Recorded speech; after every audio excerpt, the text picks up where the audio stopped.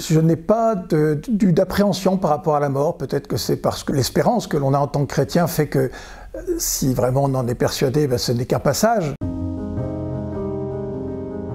Quand j'ai pris ma retraite, j'ai été voir mon curé et je lui ai demandé ce que je pouvais faire pour me mettre au service de la paroisse. Et au bout d'un an, il m'a dit « Fabien, ben, je vous verrai bien président de sépulture ». Comme il me le demandait, j'ai dit oui et j'ai donc suivi une première année de formation et j'en suis à ma deuxième année.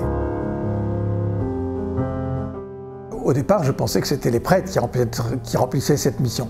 Puis je me suis vite rendu compte qu'ils étaient tellement occupés par le nombre de clochers dont ils ont la responsabilité, tellement occupés par tas d'autres missions, que celles-là, les laïcs donc, pouvaient les remplir, puisque ça a été prévu par Rome. Et donc, c'était une façon de se mettre aussi au service de sa paroisse et surtout de seconder, d'aider nos prêtres qui en ont bien besoin. Ça demande une grande disponibilité. Par nature, les décès, on ne les prévoit pas.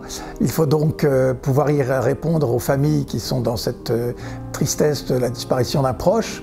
Et donc, ça perturbe un peu son petit confort quotidien, le fait d'être disponible un petit peu à tout instant. Grâce à l'appui de l'équipe, grâce à la formation remarquable que l'on suit à la Maison Saint-Julien, on peut répondre à cet appel. Me semble-t-il, le plus délicat, c'est l'accueil des familles. Parce que chaque famille est différente, chaque famille vit son décès d'une façon qui lui est propre. Et donc ça demande une grande écoute et sans doute de la psychologie pour aborder les familles dans ce moment douloureux. Certaines sont dans la retenue, d'autres sont sous vraiment le coup de l'émotion. Voilà, donc c'est sans doute l'aspect le plus délicat, c'est de bien être à sa place, de répondre à l'attente des familles, tout en faisant bien sûr passer le message de Jésus, de Dieu, lors de cette occasion qui n'est pas commode. Alors je dirais que, sans être prétentieux, que le premier outil, alors c'est peut-être même pas, le mot n'est pas le bon, mais c'est l'Esprit Saint.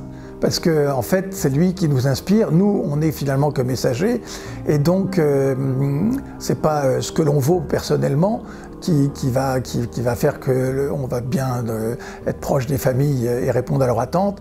Moi, je crois beaucoup à l'inspiration de l'Esprit Saint, et donc je pense que c'est, en toute humilité, c'est l'invoquer pour qu'il nous aide dans ces moments particuliers.